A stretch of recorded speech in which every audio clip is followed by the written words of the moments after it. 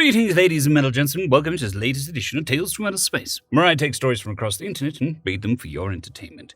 This particular story is called The Human Experience, written by JackFragg.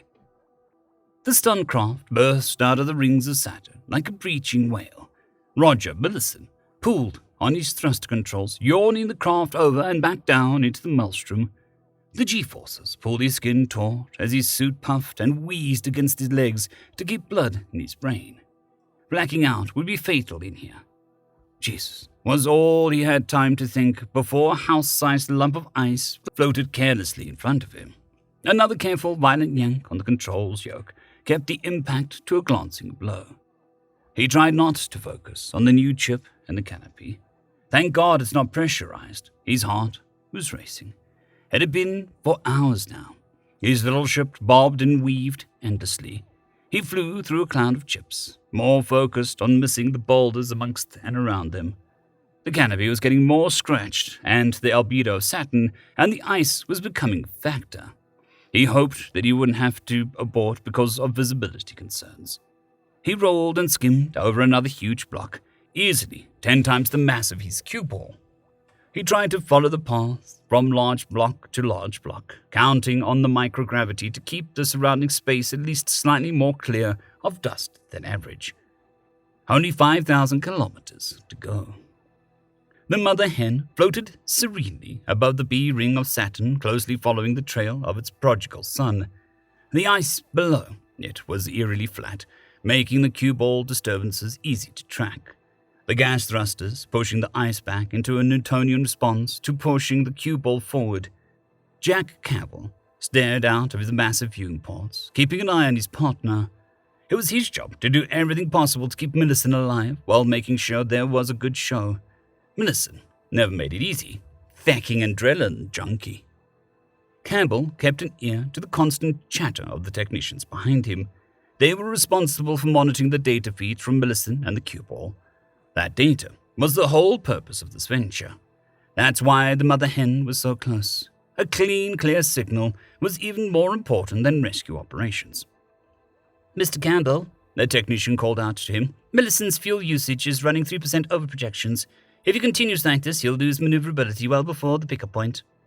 Campbell went straight for his mic. Roger, you need to make better fuel decisions. You're using too much. Easy, said and done. Whoa, Jack. There's more shit, small stuff than I expected. Whoa, I'll see what I can do. Campbell wasn't aware that he was pulling at his moustache in stress. Between stunts, he wondered why only one side never seemed to grow. If he ever bothered to ask his tech team, they could have told him why in an instant. Campbell spared a glance at the data feeds. They were getting really good stuff. Maybe he could talk Roger into retiring after this one. It would be nice to have the most eventful part of the day be checking the balance of his portfolio. Heart rate spike. He's in distress. That snapped him back to reality. Roger, report. Roger was panting as he answered. I'm okay. Ship's okay. Took a good hit to the starboard canopy. Cracked pretty good. Come out of nowhere. Still good to go. Campbell looked back at the techs, who gave him a thumbs up. Time for the showmanship. Millicent, we are getting a red light on rigidity. Recommend that you abort before the cue ball comes apart on you.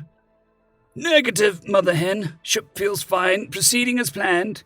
Using his last name was private code between them to build tension for the audience. Tension equals profit. Millicent, if you proceed after an abort recommendation, insurance won't cover you. Come out now. I don't do it for the money, mother hen. I do it for the ride. I'm fine. Don't die, Millicent. Haven't yet. Campbell smiled. That bravado is what made both of them so rich doing this. It was Millicent's job to keep his audience coming back for more, and Campbell to make sure that Millicent did too. They made a great team. Since everything Millicent felt, saw, and thought was being recorded, he couldn't know that he had 10% more fuel than was initially calculated. Stressing over fuel would make a better recording. Anything to keep that adrenaline up. Millicent didn't have to try too hard to not think about things that he didn't want the audience to know. He was too busy trying very hard not to die. He was getting lightheaded from the constant stress. The safety that was only a few meters over his head was a siren song that he was beginning to have a hard time resisting. He hadn't been able to feel his fingers for the past 2,000 kilometers, and the finer thruster adjustments were becoming challenging. His eyes ached from the repeated switching between positive and negative Gs. Exhaustion was making double vision a problem. This was hard enough with the proper amount of ice chunks to dodge. He really didn't need to add phantom ones, too.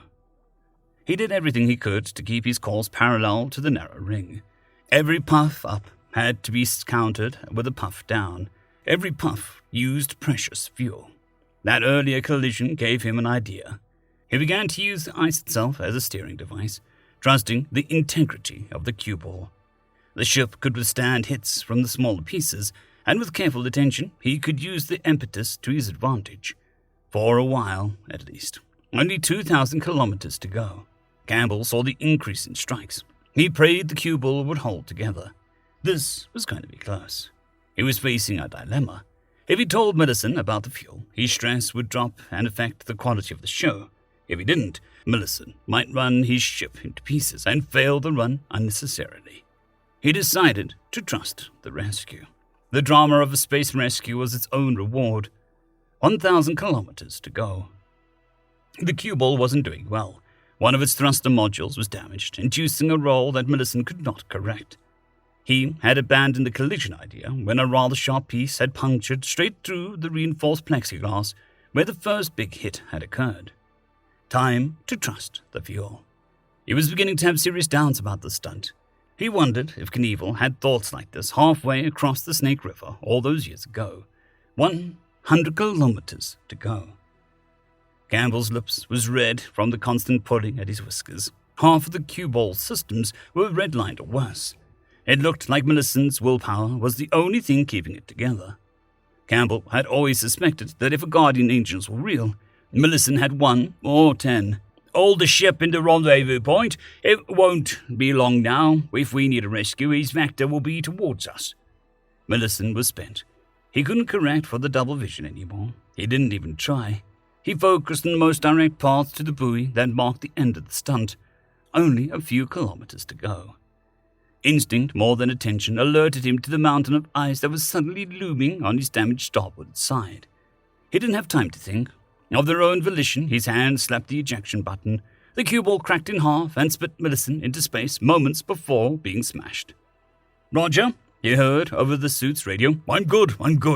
Hang on. Rescue 1's on the way. We'll pick you up." "Negative. I'm on a good course. The buoy is dead ahead and the way's clear.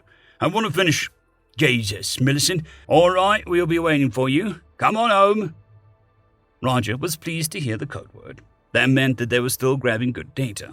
He relaxed and fell into Mother Hen's waiting airlock. Once aboard, it was all high fives and hugs. The joy of success filled the elated crew outside the airlock, all until the recording technician gave the all-clear call. Like a switch, Roger collapsed on the deck and medics rushed to his side. They cut him out of his suit and did their triage. Roger weakly protested, then submitted. Satisfied that death wasn't imminent, they lifted him onto the gurney and off to medical. Once Roger was clear, Jack strode off to his office. Now it was time to make this all worth it. Selling Roger's first-person experience, like the viewer was actually in his body, was the whole purpose of this venture. Once licensing rights to Earth was set, he made a second phone call to an unlisted number. "Do you have it?" "Oh, it is the best one we've ever made. It is phenomenal. The price is triple." Silence from the other end. Jack held his ground. This really was one of the best, and he wanted Roger to retire. "Agreed. This had better be truly the best. It nearly killed him." The call disconnected. Jack pinged his special bank account. When the funds arrived, he transferred the file. Stunt spectaculars have been popular for centuries. Live audiences evolved into TV coverage, which mutated into helmet cams. That all upgraded into neural recordings. The viewer was in Roger's place, feeling what he felt, seeing what he saw. If it was strong enough, even thinking his thoughts. Very popular with the humans. With Xenos, It was addictive. A huge black market revolved around these files. The intensity of the experience was sometimes fatal. But it never seemed to stop them. They were lining up in droves for the chance to, for a few hours in their lives, be a human. End of story. I'd quickly like to thank the T5 peeps: Cold War Boomerwaffen, Severin Cerberus, Bushmaster 177, Henry the Red, Caspar Arnholtz, Cold War Boomerwaffen, Elijah Silvercross, Dragzoon WRE, and Severin Cerberus. Thank you very much.